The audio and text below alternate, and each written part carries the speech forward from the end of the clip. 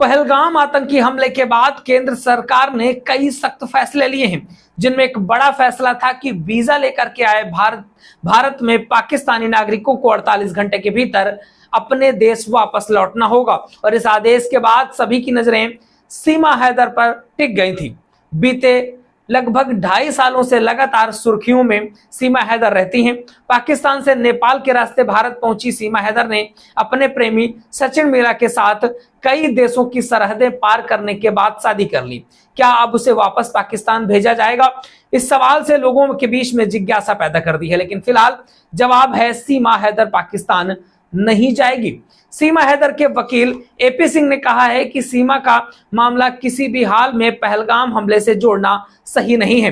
वकील एपी सिंह ने कहा है कि सीमा ने केवल भारत आकर हिंदू धर्म ग्रहण कर लिया है, बल्कि भारतीय संस्कृति और परंपराओं में घुल मिल भी गई है।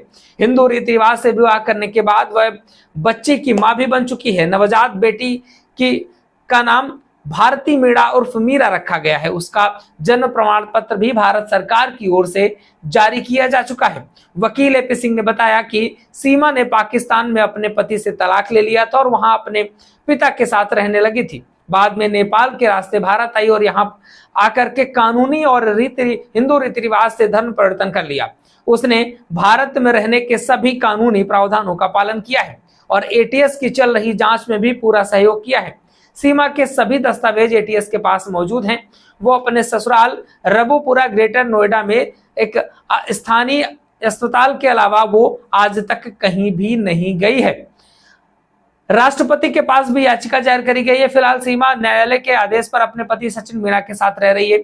उनके खिलाफ कोई भी सीधा आपराधिक प्रमाण अब तक सामने नहीं निकल करके आया। इस पूरी प्रक्रिया में राष्ट्रपति के समक्ष एक याचिका भी लंबित है। एपी सिंह ने अपील की है कि सीमा हैदर के मामले में संवेदनशीलता बरती जाए और मानवीय दृष्टिकोण से देखा जाए। उन्होंने कहा है कि यह केवल महिला की सुरक्षा का मामला नहीं है, बल्कि एक नवजात के अधिकार और भविष्य का भी प्रश्न है। ऐसे में उसे किसी भी प्रकार की आतंकी घटना से जोड़ना फिर सिर्फ अन्याय है और उसके लिए मानवाधिकारों का उल्लंघन भी है।